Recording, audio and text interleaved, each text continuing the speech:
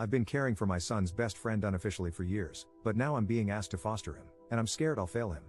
Posted by you/smarteffort8150. I have one son, Henry, aged 12. Henry is best friends with a boy named Archie, aged 14. It has always been clear that Archie comes from a troubled home. From what I can gather, and I do not have the full details, Archie's mom is a substance addict, and Archie has been on the at-risk register for a long time. Honestly, I don't know why it has taken this long for them to decide he should be moved into foster care. Last Friday, I received a call from my son's school. They said they couldn't discuss the matter with me but asked if I would consent to having my information passed on to Archie's social worker. I agreed, and shortly after, I received a call from his social worker explaining that a section something or other was being put in place, which meant Archie would be removed from his home and placed into foster care. I was told that the school had recommended me and was asked if I could take him in, essentially. They said it would likely be long-term, until he turns 18. I honestly didn't know what to say. I was in shock.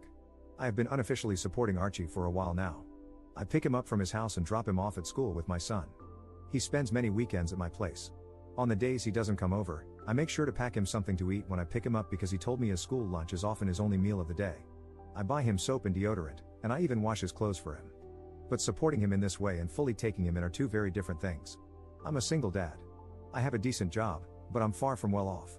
I live in a small 2-bedroom house, which means Henry and Archie would have to share a room, something they already do when Archie stays, but only for short periods.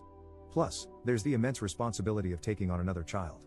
I was told there's a shortage of foster carers in the local area, so if I don't agree to take him, it's likely he'll have to move to a different county and school. I don't want that to happen. I had already planned for Archie to stay with me over the 2-week Christmas holiday, so I asked for time to think about it and said I'd give them a firm answer in the new year. They agreed. Archie hasn't been informed about any of this yet. I've been trying to give him as normal a Christmas as possible. My heart is telling me, of course, you're going to take that little boy in, but my brain is worried about the responsibility and cost of having another mouth to feed and another boy to clothe. At the same time, I keep thinking about Archie's situation. He's already had such a rough start in life, and I know he needs stability and care more than anything else. I can't bear the thought of him being uprooted again, losing his school, his friends, and the small sense of normalcy he has here. I keep asking myself whether I can truly give him what he needs, and I don't know if I have all the answers right now. I've always taught Henry the importance of kindness, and I see how much he cares about Archie too. Part of me feels this might not just be about me taking on more responsibility, it's also about giving Archie the chance to grow up with a sense of love and belonging. So, I suppose I'm left balancing what's practical with what feels right in my heart. And I'm leaning toward saying yes.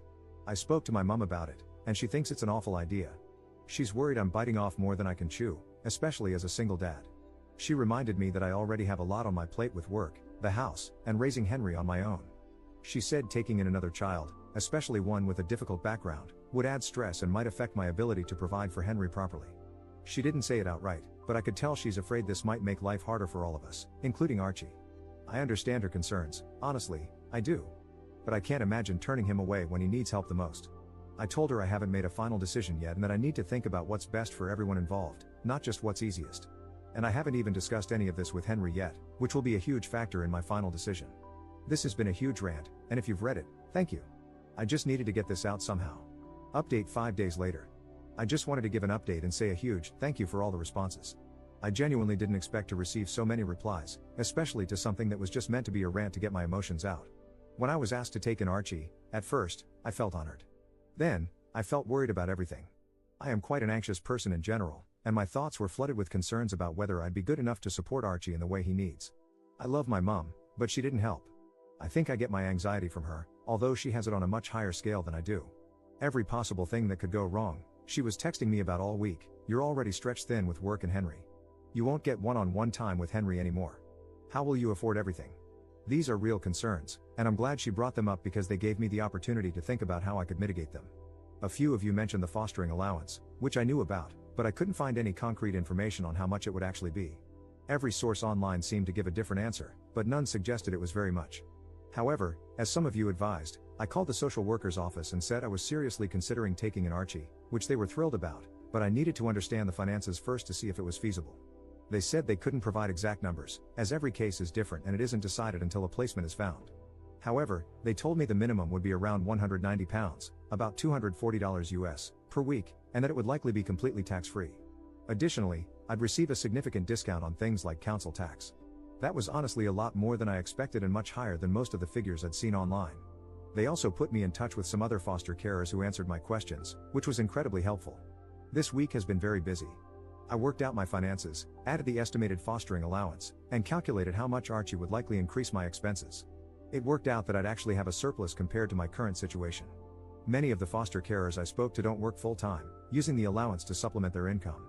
I'm not sure if I want to do that, but they mentioned it helps to work part-time since fostering involves a lot of work, meetings, reports, and other responsibilities.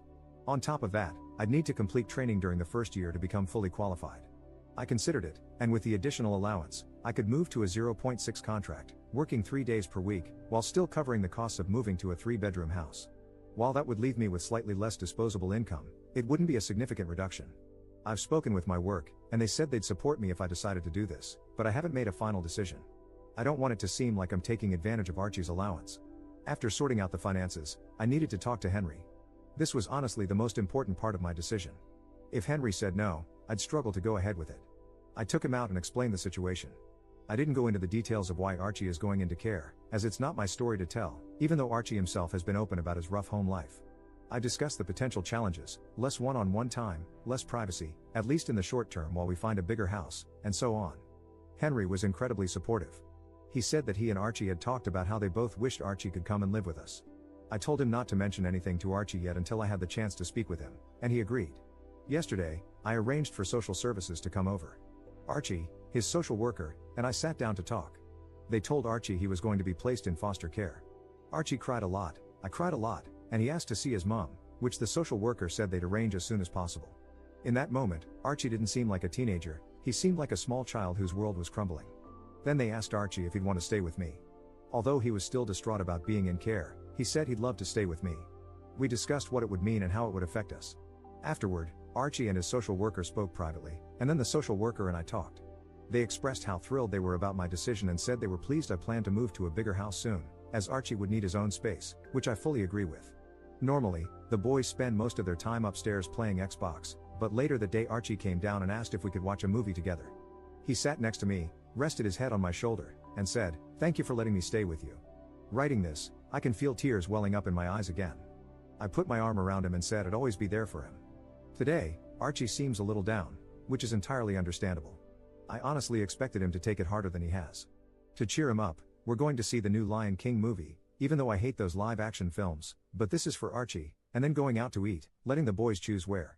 I might return in a few months to give an update on how things are going. For now, I'm just hoping everything will be okay. I know the first few months will be the hardest. Thank you, everyone. Editor's note. Stealing this comment from you/EffectiveCricket93 to explain what type of fostering is involved here. It depends. This is called a friends and family placement in England, where social services have decided it's in the child's best interest to be placed with a familiar person rather than in a traditional foster placement. Friends and family placements can have a looser set of restrictions compared to traditional placements. However, OP would only be cleared to take in Archie. For example, he wouldn't be able to take in another child unless he decided to undergo full training. They would be able to make decisions that differ from those in a traditional foster home. For instance, social services have to weigh factors such as, there are no local foster homes, meaning his schooling would be disrupted, and he would lose his friends and support network. How would that impact him, against the fact that he would have to share a room? Especially considering that Archie has already been regularly sharing a room. Social services would focus on what's in the child's best interest, which might allow them to make some concessions.